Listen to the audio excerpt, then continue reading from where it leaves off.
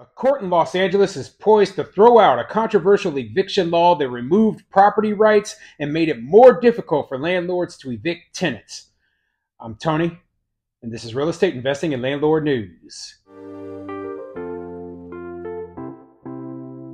All right, so I have an interesting article for you today, and it's an update to a video that I did a while back about some new laws that they had passed in Los Angeles. So these laws, basically, they're the common, typical thing that we're seeing. They're making it harder for landlords to evict tenants, and they're trying to require landlords to pay expensive relocation expenses, okay? So these things, they just make it very, very difficult to be a landlord within the city, especially for the small mom and pop landlords. But hey, this can even affect the big landlords as well. And how is it going to benefit tenants if there's less landlords who are able to pay their bills, if there's less people who want to even be landlords within the city?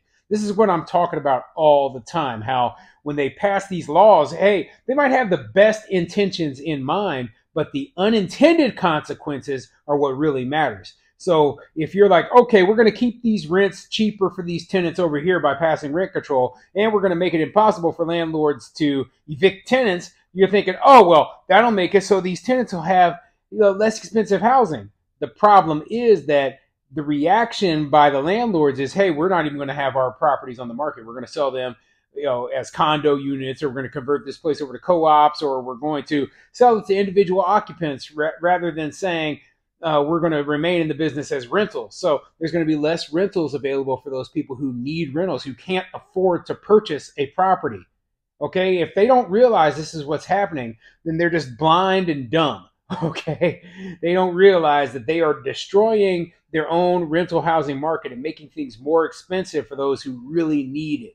So before I get into the article, go ahead, hit the like, subscribe button, maybe leave a comment down below. Let me know what you think. So what do you think of a law that says that landlords can't evict tenants unless they owe over a certain amount of money? And remember, when they pass this sort of law, they're like, oh, well, they're evicting tenants in some cases for as little as $20. Well, that's the rare minority of cases. The grand majority of cases are for months and months and months of back rent. So they created this law and they put it into place. And who is it really going to punish? It's going to punish the small mom and pop landlords who can't afford to lose months and months of rent. Okay, they need every single rent payment. Otherwise, they won't be able to make their mortgage payment. They won't be able to pay their utility bills, pay their maintenance, okay? So, yeah, this is going to hurt small mom and pop landlords.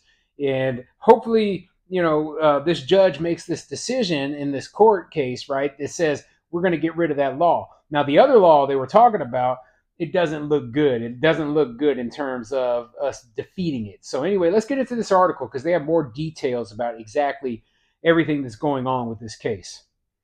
This article is coming from the MissoulaCurrent.com, and it says, eviction protections in Los Angeles challenged by apartment owners. Let's get into it. A Los Angeles court on Wednesday heard oral arguments in a challenge filed by the Apartment Association of Greater Los Angeles over a pair of ordinances passed by the Los Angeles City Council in February. One of those laws raised the amount of rent money on which a tenant has to be behind before they can be evicted for non-payment of rent.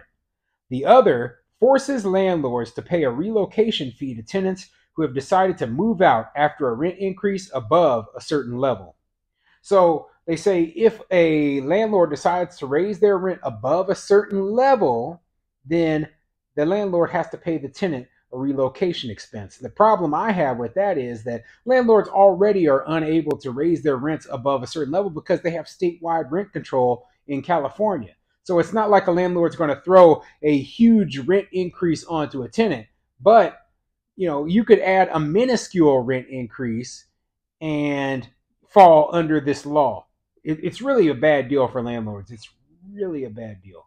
Now, from the looks of it, it doesn't look like the judge is going to throw that part of the law out. But the eviction part, yeah, it looks like maybe landlords will win that one. But let me continue. In a tentative decision published before the hearing, Judge Mitchell Beckloff indicated that he would likely leave the relocation assistance ordinance in place, but rescind the eviction threshold law. After more than an hour of oral arguments, however, the judge appeared to be wavering and gave no indication as to what he might do. So, as of right now, I mean, at first he said he was looking at throwing out the eviction threshold law, but they said he's wavering. He might change his mind. Oh, we need this eviction threshold law. What a joke. Okay, what a joke. My question, and I don't know if they say in the article, but what is the threshold?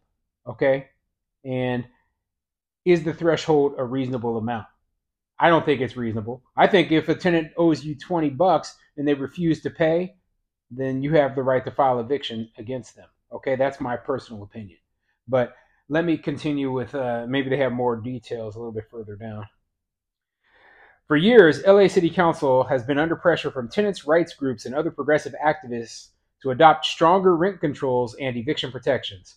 The city and county enacted a strict limit on evictions for non-payment of rent in 2020 as the economy shut down for the COVID pandemic. Those limits were lifted this year, perhaps in order to soften the blow to tenants or maybe to assuage, forgive me, I can't pronounce that word, progressive activists. The city council passed a number of regulations to limit evictions and to offer rental assistance to Angelenos struggling to get by.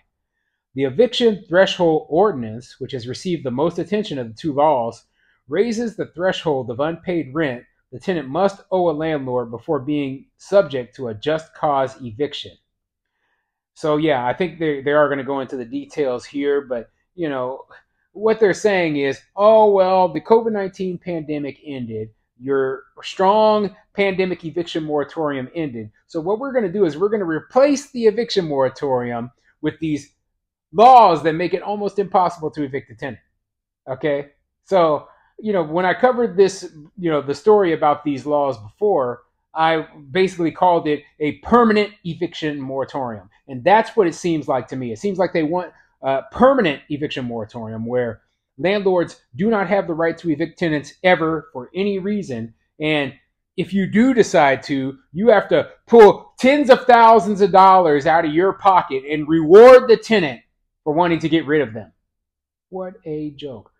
When I say don't invest in Los Angeles because they don't treat you with respect, they don't treat you with the property rights that the Constitution promises you, I mean it. I mean it. They are straight communists there. This is an obvious indication of that, okay? I knew this before. You could have told me before 2020, before the eviction moratoriums and all this nonsense was put into place, that don't invest there. It's not worth it. And a lot of people would have, oh, no, they would never do this sort of thing. Well, now you see the truth, okay? Now you see the truth. Now, don't get me wrong. I know there are people out there making money, right? But the risk that you take, the risk is much, much greater. And is it worth the reward? It isn't to me. It isn't, okay? Before, that threshold was effectively $1. Now it's 1 month of the fair market rate as set by the United States Department of Housing and Urban Development. This year, that amounts to $1,747 for a one-bedroom apartment, $2,222 for a two-bedroom unit, and $2,888 for a three-bedroom. In other words, if a tenant owes $1,500, he or she can't be evicted, even if the monthly rent is less than $1,500. So you heard that right, okay? Even if you owe less than this, the monthly rent is less than this threshold, you cannot evict the tenant. So I know everybody's sitting there, they're saying, oh, well, in Los Angeles, the rents are so high. Okay, there's nobody paying that low. Well, think again, okay? Think again, because believe it or not, even in places like Los Angeles where rents are super duper expensive, there are some people, rare few people, who are getting a very, very good deal on their rent. Okay. And I imagine that, it's a minuscule number. It's a minuscule number, but I want you to imagine that you're the landlord, you're renting your apartment out right now, right? And it's a one-bedroom apartment and you're renting it for $800 a month. Okay. Then this is just an example, so don't think that there's too many people out there who are getting a deal like this, but there is a possibility that there's somebody paying $800 a month for their apartment, right? And you would have to accumulate $1,747 a month, according to this article, worth of debt before the landlord could even file an eviction. So you'd have to be more than 2 months behind on rent before you could file an eviction against that tenant. So you're just going months on end without getting rent, and then you're finally able to file that eviction. What a joke. This is a horrible law. Absolutely horrible. It doesn't do justice to the small landlords, the people who kept their rents low. They got screwed over. And that's why I'm totally against it. My hope is that the judge throws it out, but not likely. Not likely. They've let laws like this slide for so long, and they don't look at it from the perspective of this is driving people out of business. They look at it from the perspective, oh, we're going to keep these people. There's so many homeless people, as though it's the job of the landlord to provide housing for the homeless. It's not. It's not our responsibility. It is the responsibility of the person who is homeless to make sure they are housed, or if they believe someone else should, maybe it is the responsibility of the government to take care of people who can't take care of themselves. But it is not a private business owner or private property owner's responsibility to make sure that the homeless have somewhere to live. What a joke, okay? So anyway, I'm going to put a link to this article down in the description. You can read more about it. But, who knows what's going to happen with this court case.